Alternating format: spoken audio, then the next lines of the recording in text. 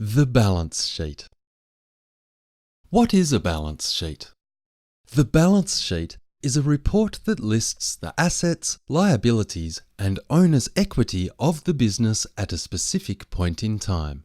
The balance sheet outlines the following: assets, what a business owns and controls; liabilities, what a business owes to others; owner's equity, what the owner has invested into the business. This is also known as proprietorship. First, we will look at assets. Assets are items of value belonging to the business that will provide a future benefit to the business, that is, items the business owns. Examples would include cash at bank, inventory, GST paid, accounts receivable, goodwill, motor vehicles, and so on.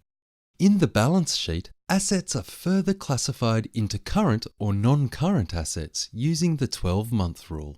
We will look at these next.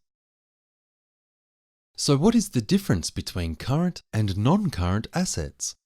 Current assets are those assets that are cash, convertible to cash within 12 months, or otherwise consumed within 12 months.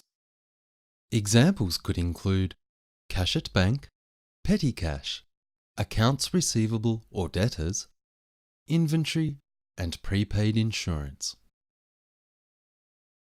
Non-current assets. Non-current assets are those assets that are not expected to be converted to cash within 12 months. Examples could include fixed assets such as vehicles and plant and equipment, long-term investment and intangibles, trademarks, patents, etc. Liabilities. Liabilities are amounts owing by the business as a result of past transactions and which have yet to be paid. Examples could include bank overdraft, accounts payable, bank loan, GST collected, etc. In the balance sheet, liabilities are further classified into current or non-current using the 12-month rule as follows. Liabilities. First, we will look at current liabilities. Current liabilities are accounts payable to outside parties within 12 months. Examples could include accounts payable, creditors, GST collected, pay-as-you-go withholding tax, and short-term loans. Now we will look at non-current liabilities. These are amounts due for payment after 12 months or longer, such as mortgage loans and long service leave. Finally, we will look at owner's equity.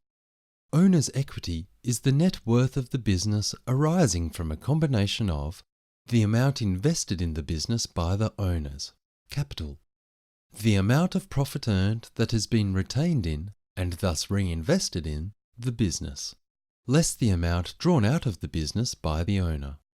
Owner's equity will equal the total resources, assets, remaining after commitments to outsiders, liabilities, are met.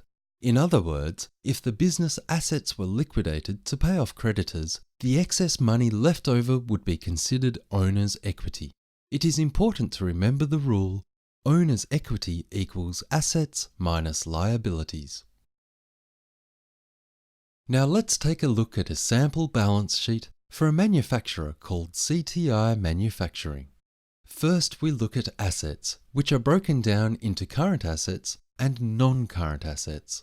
Some accounts that are classified as current assets are bank, accounts receivable, or debtors as it is sometimes referred to, inventory, and GST paid. The dollar amount in the balance sheet for every account as shown will be the closing balance of that account at the end of the period, in this case, the 30th of June 2020. For example, the amount of $10,000 for bank is the closing balance of the bank account at the 30th of June 2020. Non-current assets will include items such as motor vehicle, plant and machinery, and goodwill. Most non-current assets will also have an account called accumulated depreciation attached to that asset. Accumulated depreciation is used to reduce the value of that asset over time as it depreciates. It is the accumulated balance of all the years of depreciation over the life of the non-current asset.